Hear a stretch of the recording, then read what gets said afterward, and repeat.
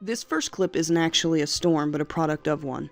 Ben Tucci, who lives in Dunnville, Ontario, shared images of the strange ice formations, which resembled a creepy figure. From certain angles, the ice formation looked as if it was a hunched-over man wearing a robe had become suddenly frozen.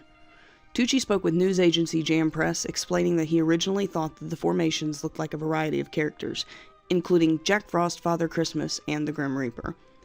The story took a scary turn, however, when he showed the picture to his daughter. She told him that the sculpture looked like the two spirits that she had been seeing in her nightmares recently. 44 years ago, a blizzard struck Indiana. The day before, it was raining and in the 50s, and by dawn the next day, it was single digits with wind gusts up to 50 miles an hour. Drifts over 20 feet and up to 3 feet of snowfall in a 2-day time period, wind chills at 50 below zero, and visibility less than a quarter mile for over 25 hours.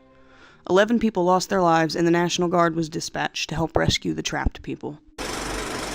The blizzard of 1993, or the storm of the century, was the costliest winter storm ever recorded, with $5.5 billion in damage. This storm had the pressure of a Category 3 hurricane and killed 270 people in 13 different states. 200 hikers had to be rescued from the Tennessee and North Carolina mountains.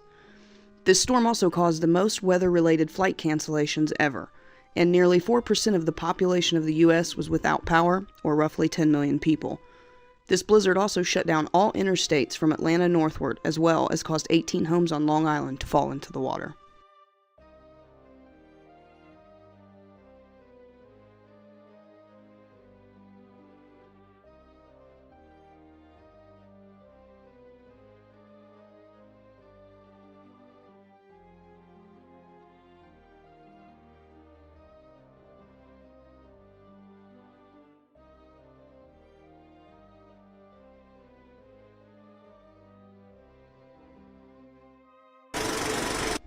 The blizzard of 77 in western New York had 23 deaths reported.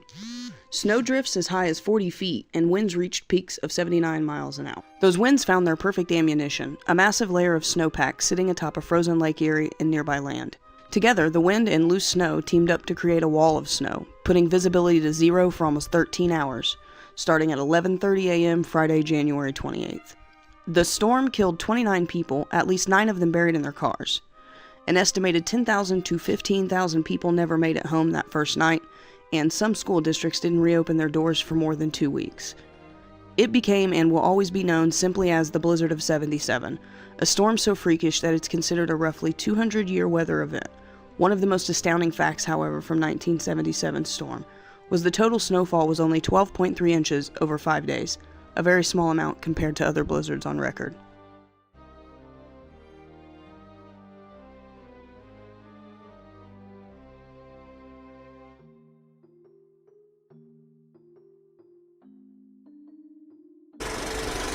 Last up today is the Chicago blizzard of 1967. January 31st, 1967, Chicago was pummeled by a massive snowstorm, dumping over 2 feet of snow and killing 68 people. 29 hours of snowfall, and with wind gusts causing over 2 feet of drifts. Over 10,000 vehicles were left abandoned on the roads and the highways.